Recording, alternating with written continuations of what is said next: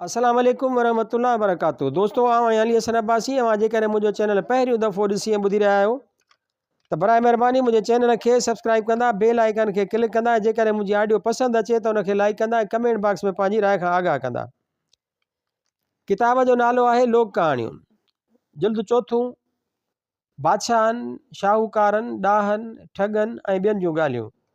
मुरतब doctor नबी बख्श खान बलोच, छपाईंदड़ सिंधी अदबी board जाम sorrow Sindh, छापो 6 जनवरी 2014 ईस्वी। हीअ ॻाल्हि उत्तर ताल के रोहड़ीअ मां अब्दुल रज़ाक मेमुण ऐं थरपारकर ताल के छाछरे मां रायचंद खां मिली। कहाणी आहे रूप बसंत। हिकिड़े बादशाह जे महलात में झिरक ऐं झिरकीअ जो आखेरो हो, जंहिंमें उन्हनि जा बच्चा बि हुआ। इतफ़ाक़ सां झिरकी वीचारी मरी वई ऐं झिरक का ॿी झिरकी हथ करे पंहिंजे बचनि जे रखवालीअ लाइ ऐं ख़िदमत लाइ उनखे हाणे आखेरे में विहारियो। मगर उन झिरकीअ हिन जे बचनि जी ख़िदमत त कान कई, उल्टो उन्हनि खे कंडा खाराए मारे छॾियईं, जंहिंजी ख़बर झिरक खे कान पई। पर राणीअ जा उन महलात में रहंदी हुई तंहिं उहो समूरो रंग पियो ॾिठो त कीअं नई झिरकी अॻी झिरकीअ जे बचनि खे ख़तमु करे छॾियो। राणीअ जॾहिं उहो हाल ॾिठो तॾहिं हिन जे दिलि में ई ख़्यालु अची वेठो त जेकॾहिं आउं मरी वञा त पोइ बादशाह ज़रूरु ॿी ज़ाल पणबो ऐं उहा बि मुंहिंजनि बचनि सां अहिड़ी हालत कंदी जहिड़ी हिन झिरकीअ अॻी झिरकीअ जे बचनि सां कई। राणीअ खे 2 पुट हुआ, जन मां वॾे जो नालो हो रूप ऐं नंढे जो नालो बसंत हो। राणीअ हिकदमि बादशाह खे महलात में घुरायो। बादशाह महलात में अची हाज़िर थियो।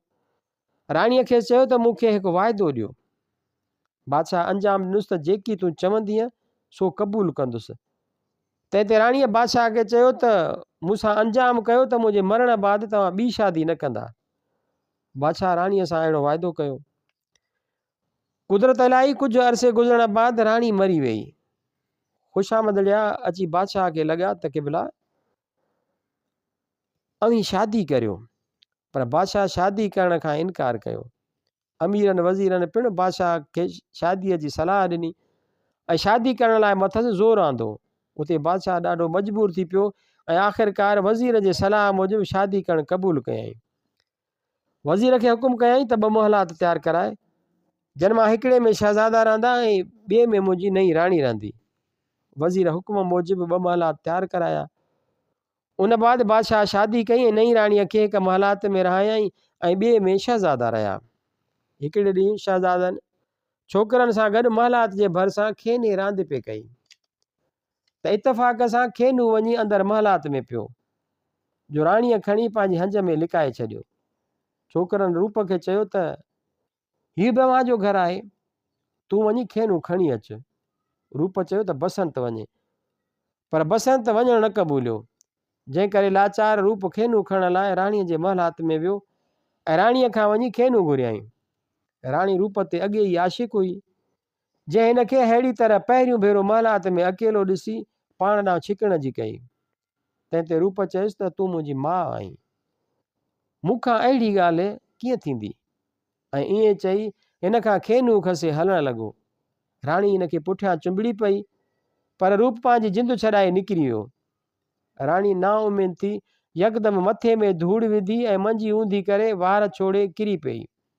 उन बाद हिकिड़ी बानीअ खे लब लालच ॾेई ऐं अखि ॾेखारे पंहिंजो शाहिद कयईं ऐं बादशाह ॾांहुं माण्हू मोकिलियईं त हिकदमि हेॾां अचु।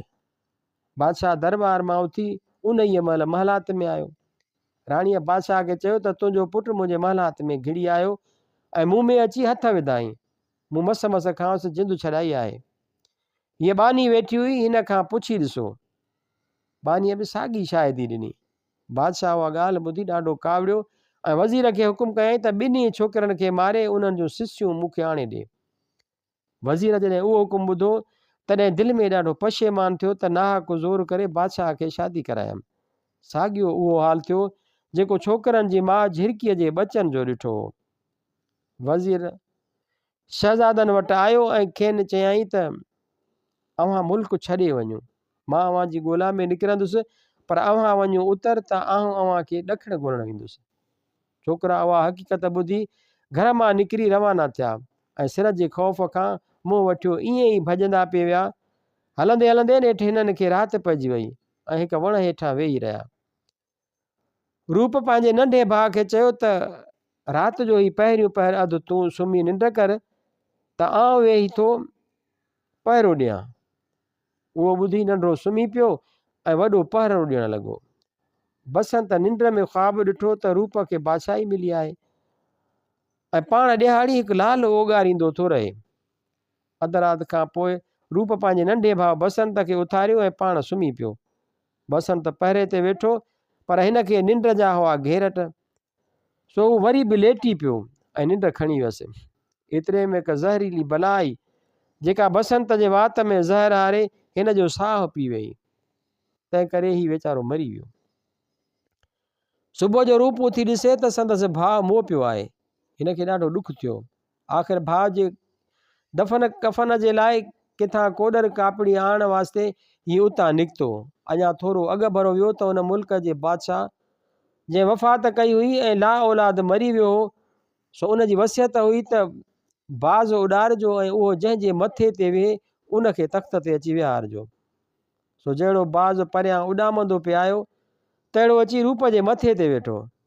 बाज़ जे पुठियां जे अमीर वज़ीर पिया आया तन रूप खे वठी वञी तख़्त ते विहारियो। रूप खे जो ओचितो बादशाही मिली वई, तंहिं करे हाल त हिन खां संदसि नंढे भाउ जो दफ़नाइणु विसरी वियो। बसंत वण जे हेठां पियो त उतां हिकु जोगी ज़ाल समेत अची लंघियो। जोगीअ जी ज़ाल जंहिंखे औलाद हुई कोन, तंहिंजो छोकिरे खे ॾिठो त हिकु सुहिणो सदा मलूक अमल माणिक आहे, सो उन ते मोहत थी पई ऐं जोगीअ खे चयईं त हीउ मुंहिंजो पुटु आहे। जेकॾहिं तूं हिन खे जीअरो कंदे त मां तोसां हलंदसि, न त मां पंहिंजे पुट जी लाश ते हिते वेठी हूंदसि। तूं भले हलियो वञ। जोगी ॾाढो मजबूर थियो ऐं ज़ाल खे चयईं त हिन में तोखे ॾाढी तकलीफ़ वठणी पवंदी, उन ॻाल्हि खे छॾे ॾे। पर जोगियाणी पंहिंजे ज़िद तां न लथी। नेठि जोगीअ ज़ाल खे चयो त हाणे भला छेणनि जो ढेर कठो कर। जोगाणीअ झटपट छेणनि जो ढेर कठो करे वरितो। तंहिं विच में जोगीअ नांग जो पेर खणी संदसि ॿिड़ वञी लधो। पोइ उन जे ॿिड़ जे चौधारी छेणनि जो ढेर करे उते वेही मंड पढ़णु लॻो। केतिरी देरि खां पोइ नांग ॿिड़ मां निकितो ऐं जोगीअ खे चयईं त तोखे जेकी घुरिजे सो मां तोखे ॾियां, पर हींअर मूंखे न साड़। जोगीअ नांग खे चयो त हिन वण हेठां जेको छोकिरो मारे आयो आहीं उन जो ज़हर चूसे अचु त पोइ छॾियां। नांग घणो ई नटायो पर जोगीअ की न छॾियुसि। किसो कोता आख़िर नांग उन वण वटि अची छोकिरे जे वात मां ज़हर चूसे वरितो ऐं छोकिरो जहिड़ो थी पियो। जो जोगियुनि खे पोइ पंहिंजो पीउ माउ सम्झी उन्हनि सां गॾु घुमंदो रहियो। बसंत उन खां पोइ कुदरत सां ॾियारी लाल ओगाइणु लॻो, जंहिं करे जोगी ॾाढो आसूदो थी वियो। हिकिड़े ॾींहुं बसंत जोगीअ खे चयो त मूंखे हिकु भलो घोड़ो वठी ॾे। जोगीअ हिन खे घोड़ो वठी ॾिनो, जंहिं ते चढ़ी बसंत हर रोज़ु पियो शिकार कंदो हो। बसंत शिकार कंदे कंदे हिकिड़े ॾींहुं पंहिंजे भाउ जी बादशाहीअ में अची निकितो। शहर खे चौधारी ॿाहिरां कोट ॾियारल हो, जंहिंजो दरवाज़ो बंदि हो। बसंत दरबान खे घणो ई सतायो, तव्हां हिकु मुसाफ़िर आहियां ऐं दरवाज़ो खोल त वञी शहर में आराम करियां, पर हिन दरवाज़ो न खोलियो। उन शहर जे ॿाहिरां हिकु बला रहंदी हुई, जा शहर में अची नुक़सानु करे वेंदी हुई, जंहिं करे सवेर ई दरवाज़ा बंदि करे छॾींदा हुआ। बादशाह ऐलान करे छॾियो त जेको बि उन बला खे मारींदो उनखे संगु ॾींदुसि। बसंत दरवाज़े न खुलण करे लाचार थी दरवाज़े खां ॿाहिरि घोड़ो ॿधी कपिड़ो विछाए सुम्ही पियो। अञा थोरी देरि कान गुज़री त उहा बला अची निकिती। बसंत उन बला सां जंग करे उनखे मारे विधो ऐं बला जो नक चप ऐं कन कपे दरवाज़े हेठां पूरे वरी बि सुम्ही पियो। सुबुह जो सवेर दस्तूर मूजिबि उन शहर जो वज़ीर दरवाज़े खां ॿाहिरि निकितो, ॾिसे त बला मुई पई आहे ऐं हिकु माण्हू बि निंड में सुम्हियो पियो आहे। वज़ीर दिलि में चयो त बला ज़रूरु उन ई आदमीअ मारी हूंदी, तंहिं करे उनखे ख़तमु करे वञी बादशाह खे थो चवां त बला मूं मारी आहे। उहो पहुं पचाए निंड में पियल छोकिरे ते हाणे डंडा वसायई ऐं हणी वीचारे जो टंगू ॿाहूं भञी विधाई। वज़ीर सम्झो त हाणे ई मरी वियो, सो उनखे खणी भरिसां हिकु खॾ हुई उन में फिटो कयई ऐं पाण अची बादशाह खे चयईं त भला मूं मारी आहे, वाइदे मूजिबि संग मिले। बादशाह जो बसंत जो भाउ रूप हो, तंहिं अॻे बादशाह जे धीउ खे चयो हो त मूं वाइदो कयो आहे, तोखे वज़ीर सां शादी करणी पवंदी। छोकिरीअ जवाबु ॾिनो त उहो वज़ीर हमेशह असांजे शहर में रहंदो, अॻे हिनखे अहिड़ी हिमत कान थी, सो हींअर भला खे कीअं मारियईं, मूंखे एतबार में कोन थो अचे। भला खे कंहिं ॿिए मारियो आहे, वज़ीर कूड़ो आहे, पर जेकॾहिं तव्हांखे अंजाम पाड़णो आहे त पंहिंजी का ॼायल धीउ खणी वज़ीर खे ॾियो। रूप लाचार थी वेही रहियो। होॾां बसंत खॾ में पियो, नेठि ते हिकु कुंभर मिटी खणण लाइ आयो ऐं अची ॾिसे त हिकु शहज़ादो पियो आहे, पर अञा थोरो साहु अथसि। कुंभर खे औलाद कोन हो, तंहिं करे हिनखे उतां खणी पंहिंजे घर आयो। कुंभर त असुली हो ऐं भॻी टुटे उज़वे खे ॻंढणो हिन जो कमु हो, सो हिन वेही शहज़ादे जो इलाजु कयो। बसंत रोज़ लाल ओगारींदो हो जो कुंभर खणी पाण वटि रखी छॾींदो हो, ऐं अहिड़ीअ तरह कुंभर बि हिकु वॾो शाहूकार थी वियो। पोइ त हिन कुझु इलाजु पाण ऐं कुझु पैसा ॾेई ॿियनि हकीमनि तबीबनि खां बि बसंत जी दवा कराए ऐं थोरनि घणनि ॾींहंनि बाद बसंत बिल्कुलु तंदुरुस्त थी वियो। पोइ हू शाहाणी पोशाक पारे केतिरा ई ॾींहं मज़े सां शहर घुमंदो फिरंदो रहियो। हिकिड़े ॾींहुं बसंत खे शहर में घुमंदे वज़ीर ॾिसी वरितो ऐं खेसि सुञाणे दिलि में चयईं त मार, हीउ वरी बि चङो भलो थी पियो। हाणे ही जेकॾहिं बादशाह जे पेश थियो त मां कूड़ो थी पवंदुसि, पोइ त मौत जी सज़ा मिलंदमि। तंहिं करे वझ वठी बादशाह खे चयईं त कुंभर जो पुटु ॾाढो बदमाश थी पियो आहे, माण्हुनि खे ॾाढो आज़ारियो अथसि, अहिड़े माण्हूअ खे जेल में रखणु घुरिजे। बादशाह हुकुम ॾिनो त हिनखे झले जेल में रखियो वञे। पोइ ज़ोरीअ ज़बरदस्तीअ सां कुंभर जे पुट खे जेल में उमाणियो ऐं उते बि हिनखे ॾाढियूं सख़्तियूं ॾियारियूं, पर हिन जी क़िस्मत चङी हुई जंहिं करे बची वियो। हिकिड़े ॾींहुं हिकिड़ो सौदागर ॿेड़ो वठी उन ई शहर में आयो। ख़ुदा जी कुदरत जो ॿेड़ो अॻिते हलण खां रोकिजी बीही रहियो। सौदागर केतिरा ई हीला हलाया, पर ॿेड़ो अॻिते हली न सघियो। नेठि कंहिं ॾस ॾिनुसि त जॾहिं कंहिं माण्हूअ जो रतु हिन ॿेड़े खे लॻंदो ऐं ॿेड़े तां वही वञी दरिया में पवंदो, तॾहिं ई हलंदो।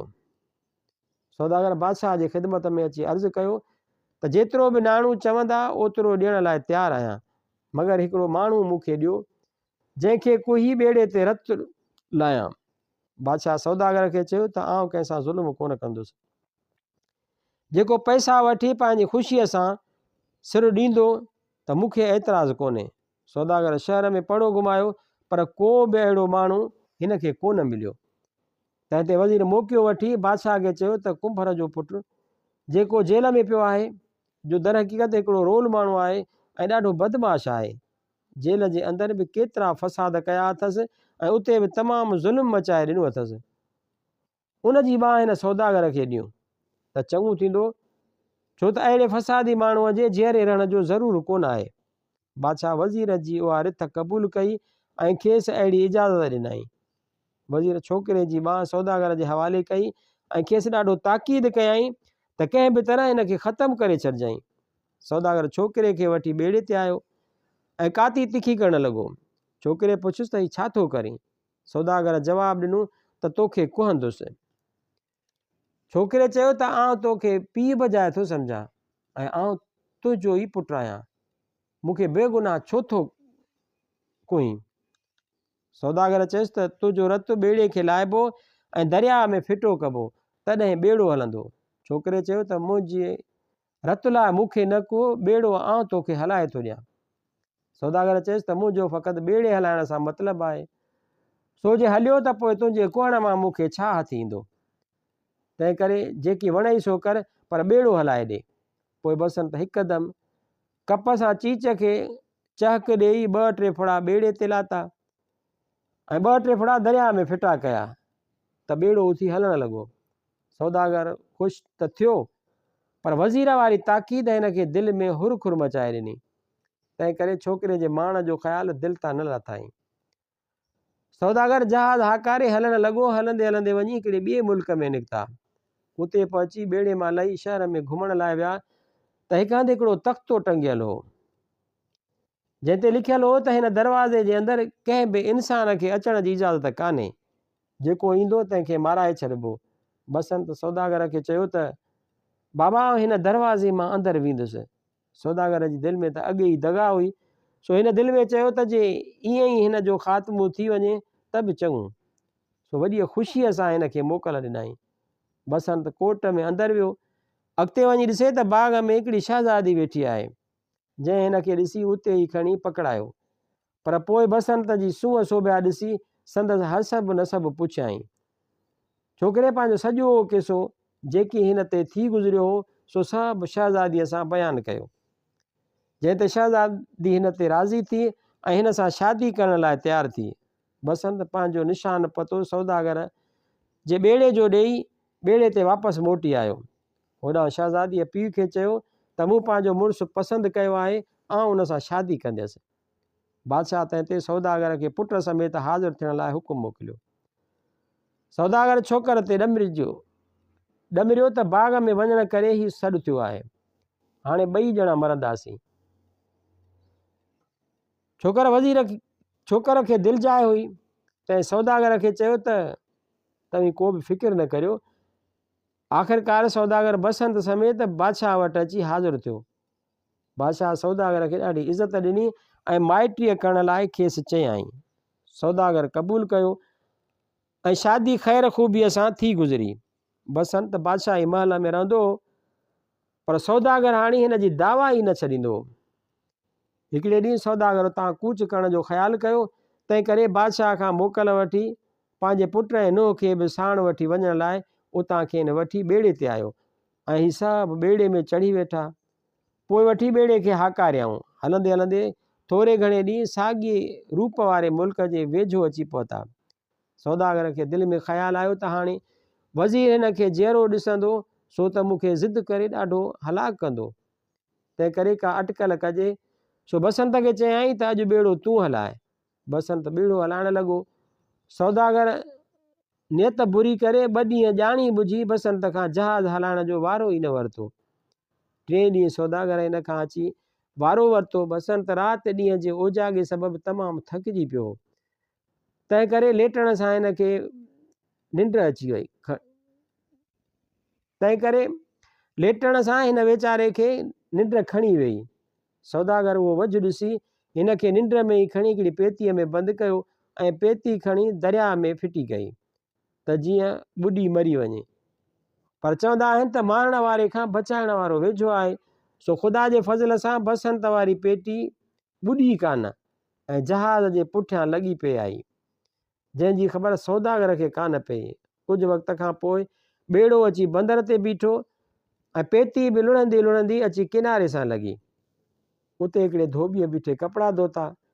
परियां खणी ॾिसे त हिकिड़ी पेती पई लुढ़ंदी अचे।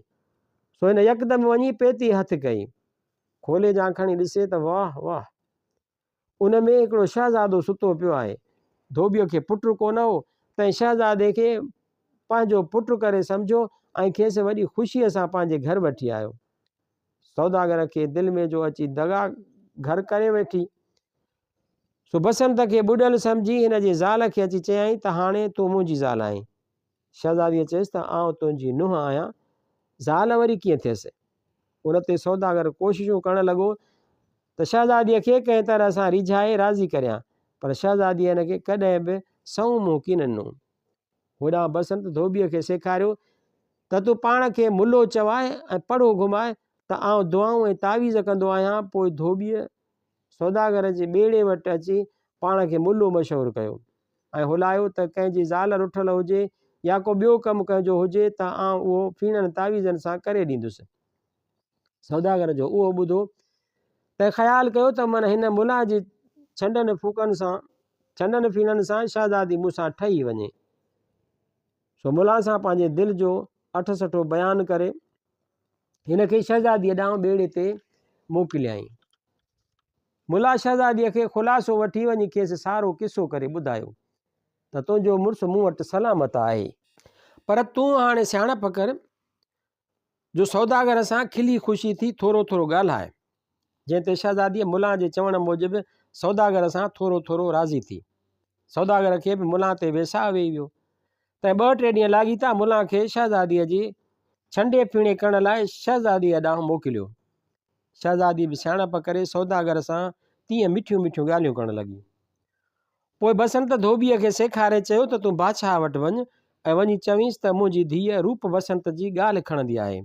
जेकॾहिं बादशाह सलामत उहा ॻाल्हि ॿुधणु चाहे त पोइ हुकुम ॾियो त मुंहिंजी धीअ साईं जन जे कचहरीअ में उहा ॻाल्हि अची ॿुधाए।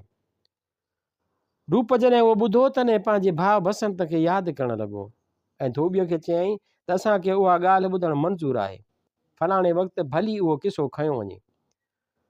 होॾां रूप ऐं बसंत जो असली पीउ हिकु ॾींहुं महलात में सुतो पियो हो। ज़ाहिरी तरह निंड में हो पर हक़ीक़त में सुजाॻ हो। त नई राणीअ बादशाह खे निंड में पियल सम्झी बानीअ खे चयो त हूअं त तोखे घणो ई इनाम ॾिनो अथमि, पर थोरे घणे ॾींहं वज़ीर जॾहिं बि छोकिरनि जा सिर खणी आयो त पोइ तोखे हेकारी ढहे छॾींदसि।